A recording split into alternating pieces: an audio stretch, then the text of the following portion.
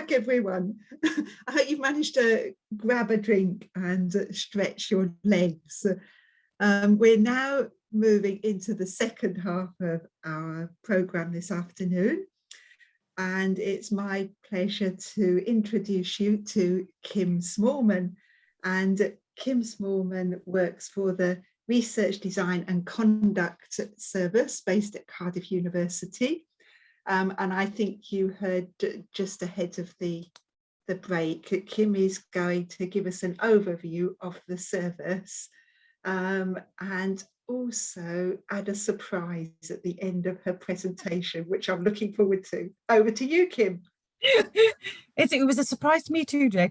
Thank you so much for inviting me to come along. I've been here, I think it was last year, and I always find it so rewarding to come and speak to you all. So my main aim of my presentation for this afternoon is to really give you an overview of the Research Design and Conduct Service, because it's so relevant to health and social care staff who are looking to engage in research or who are involved in research. So we are this is the important bit, a free independent advisory service, because a lot of the times people think, oh, if you're providing a service, how much it's going to cost? We're free. And what we do is we're supporting the development of funding proposals. And we're based at Cardiff University within the Centre for Trials Research.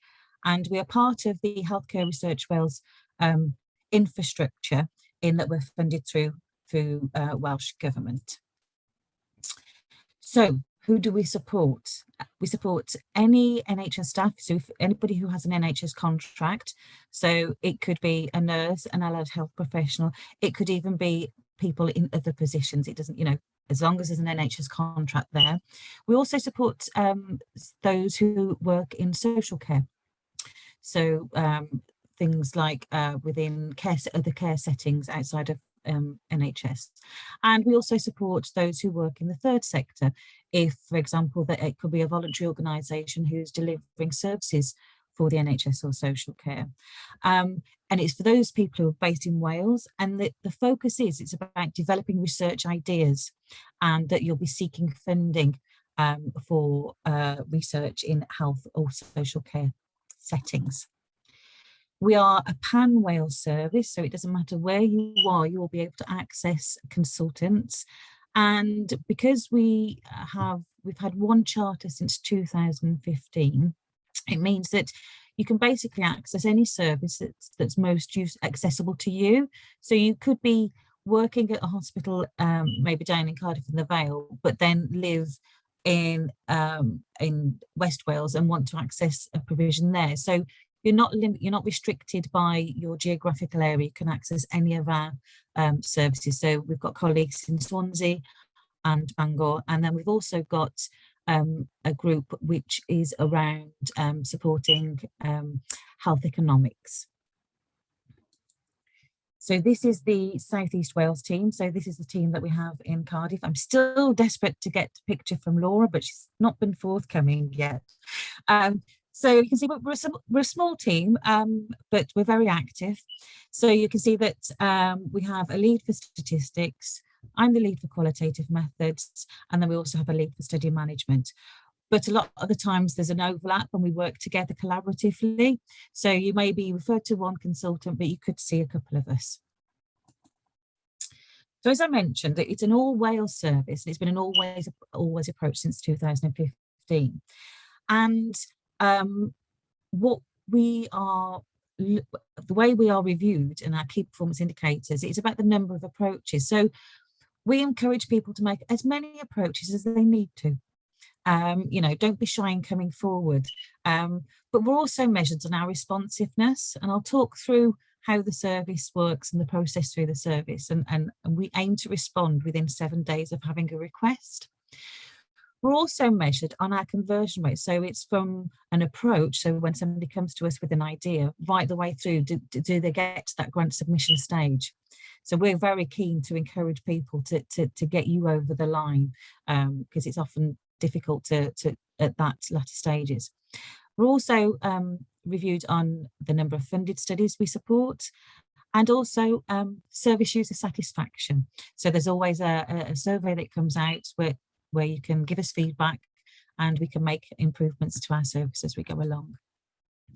So this is the project life cycle through the RDCS service. So as I said, you would submit a request for support on our website, and I will make sure that I post the details of the website for you today and add them in the slides. And if your request seems eligible, you're then passed on to an advisor, and the advisor would contact you hopefully within those 7 days and have an initial conversation or exchange of emails to see what can we do to help. And then there's a cycle of support which is ongoing. And this could just be from somebody might want to have support just developing an idea. Somebody might want to have support to look at research design, but it could be from something quite small to actually being supporting you throughout the whole process. And we can also link you up with experts within the Centre for Trials Research. And there are often many studies, particularly because we have the cancer division within Cardiff, that studies would be adopted and become part of the portfolio, and then that accesses the expertise and capacity within resource within the Centre for Trials Research. Then what we do is that the RDCS role really ends once your funding application is submitted, and then you provide feedback and outcome on the funding. And as we all know, that funding applications very challenging to get one over the line and successfully funded. We invite people to come back to us. If you're unsuccessful on a particular funding, we invite people to come back. But then also, for example, if a person submitted maybe to a 2-stage grant application and they've got over the first line and they need some assistance with responding to reviewers' comments to get them over the next stage, again, that's the type of support that the RDCS can provide. So it's advice on all aspects of your funding application. We can signpost you to other researchers and academics. We have a very active public and patient engagement and involvement programme, and we can initiate collaboration with the Trials Centre if that's what was wanted. But what we also try and do is to promote research and make it accessible to staff. So we're very keen to provide support to teams or groups of people that might have an interest, an idea for a piece of research, and we can provide bespoke support and also come and do presentations about different aspects of the service for specific groups or teams within organisations as well. So more specifically, just to clarify again, we will help you focus on your ideas. We will review research questions and guide you on is this a good question to be asking? We can provide guidance on methods. So that could be qualitative or quantitative. We can also provide guidance on how to put together a competitive research team. As I said, we're very active in terms of involving patients in our research process. So we encourage you to engage in public involvement at these early stages when you're just coming up with some of the ideas potentially. And also we can help you identify resourcing, because a lot of the time it's challenging to identify resourcing and what capacity is needed to complete and to deliver a piece of research. But we can also help you find suitable funding streams. So even if you don't have a funding in mind, you could come to us with an idea and say, well, this is what I'm looking at, and we can help do funding searches and try and identify suitable pots of money. These are things which are outside of our remit, and we always include this because we do get some very interesting requests that come through our service. Unfortunately, we can't support a project where there's no intention to submit for a grant application. And this is because we're often approached when people they want to do some research within their organisation, but they're not going to apply for funding. It's just something they're doing as part of their practice. That's something that we can't support. And similarly, we can't provide support or supervision for students because we're approached by students who are doing a dissertation and want guidance on their design. That's not something we were able to get involved with. And anything that's service evaluation, anything that's not research, That's something that we don't support either. And also actually doing the research. We're often asked or approached by people who say, we've got a large data set and we need somebody to analyse it. Can you do it for us? As much as sometimes we try to find and put people in touch with others that might be interested, but it's not something that we can provide. And these we do regular events, and before COVID they were obviously face-to-face, but we have adapted over the last 18 months, and so we've held every spring there's an early ideas event, and this is ideal for people who think they have an idea but they're not sure, is it a good idea, how do I develop a good idea, what do I do with this, you know, the thought about I might want to do some research. And then in the summer, so in July, we did a half-day webinar, and this was more about focusing on the building blocks and what you need to do in preparing for a grant application. So this involved talking about design, costings, Gantt charts, resourcing, public involvement.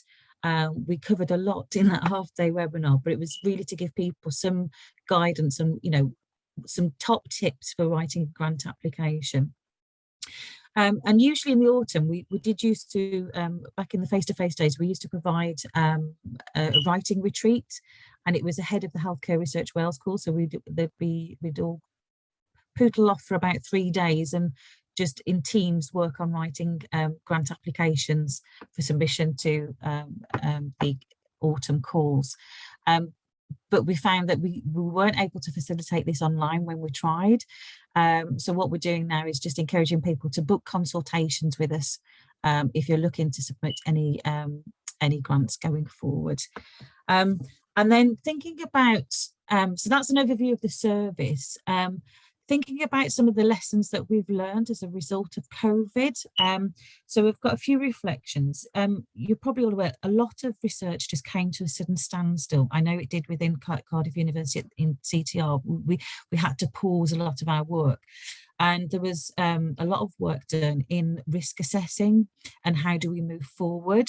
And I think what that process has proven is how researchers and teams have had to be adaptable and have had to switch their thinking.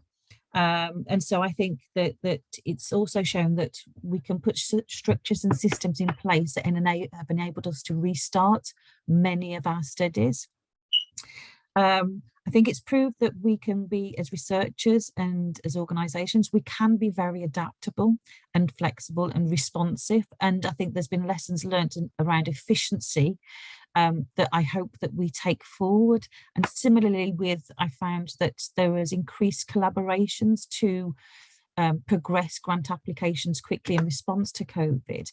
And I think ethics committees, some of their processes became more efficient, and there was we've learnt about efficiencies in terms of applying for ethics and how to get, because that's often a big delay at the start of studies.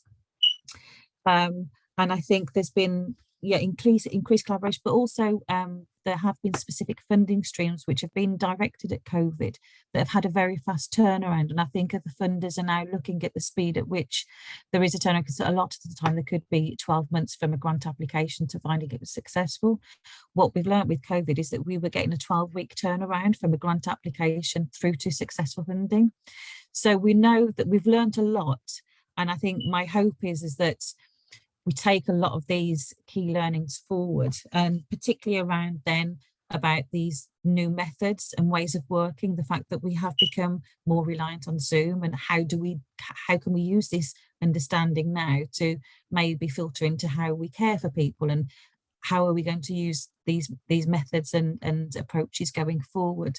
So I think there's been a lot that's been learned, and my hope is that we continue to take these lessons forward as we continue to design and facilitate research in the future. Thank you, Kim. That's it for me, no problem. Yeah, thank you. So your silver lining is that processes are going to be speedier and more efficient going forward. I think we've learnt, there's been efficiencies that we've learnt going forward. So for example, we've just become better at doing things because we've had to be quicker to respond. And I know that particularly with the COVID research, because it's time sensitive, ethics committees were actually responding quite quickly. So the communication seems to have speeded up. So that's been, and it's been very, obviously that's very COVID specific, but there's learnings that other ethics committees now can learn, as well as funders, about, well, actually we can get this done within a tighter time frame. That's good to hear. Yeah. I've got a question here coming from Mandy Edwards. How do we find out about the events that the RDCS hub provides? So we have a page on an RDCS webpage, which is part of Cardiff University, and we post events there, but we also circulate our events via Twitter. So you can follow us on Twitter, and I'll send my slides over, and the last slide has actually got all of our contact details. So it'll be the web page that you can access the request for support, but also how you can see our events and updates, and also our Twitter handle as well.